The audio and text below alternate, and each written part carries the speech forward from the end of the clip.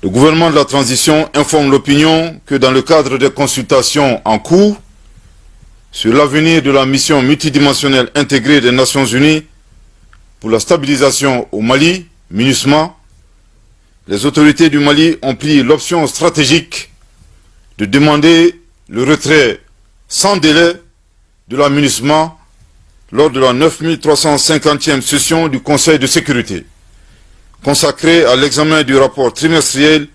du secrétaire général des Nations Unies sur la situation au Mali,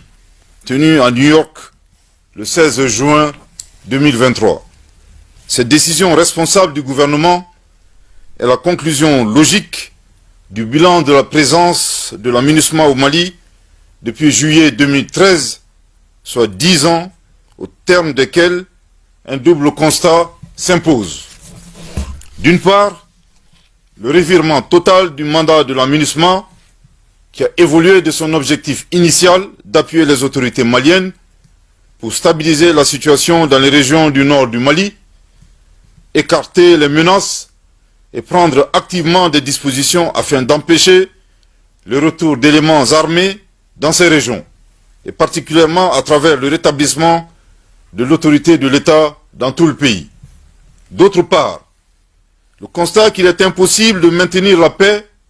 dans une situation où il n'y a pas de paix à maintenir. Il en ressort que le mandat de la MINUSMA n'est pas adapté à la situation sécuritaire au Mali, qui aurait nécessité une force de lutte contre le terrorisme dépassant la doctrine des missions de paix des Nations Unies. Le gouvernement de la transition, après avoir constaté la non prise en compte de ces fortes réserves et des attentes légitimes des populations maliennes concernant le mandat de la MINUSMA, note que la situation sécuritaire s'est améliorée substantiellement grâce à la montée en puissance des forces armées maliennes. En outre, la MINUSMA devient désormais une partie du problème, notamment en alimentant les tensions intercommunautaires exacerbées par des allégations d'une extrême gravité et qui sont fortement préjudiciables à la paix, à la réconciliation et à la cohésion nationale. De plus, le gouvernement déplore la perception par la MINUSMA des mesures de contrôle de la rotation des contingents et la surveillance de l'espace aérien malien comme étant des restrictions ou des entraves à la mise en œuvre de son mandat, alors que celle-ci vise à assurer la sécurité de tous. Le gouvernement regrette par ailleurs l'instrumentalisation et la politisation de la question des droits de l'homme qui sapent les efforts de la stabilisation et de la refondation de notre pays. Ces actions négatives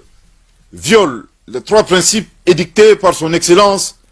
le colonel Assimi Goïta, président de la transition, chef de l'État, principe guidant l'action publique au Mali, à savoir le respect de la souveraineté du Mali, le respect des choix stratégiques et des choix de partenariat opérés par le Mali, et enfin la prise en compte des intérêts du peuple malien dans toutes les décisions. Le gouvernement de la transition rassure l'opinion nationale que des mesures sont prises pour atténuer l'impact de cette décision. Par ailleurs, conformément à leur mission régalienne, les forces de défense et de sécurité du Mali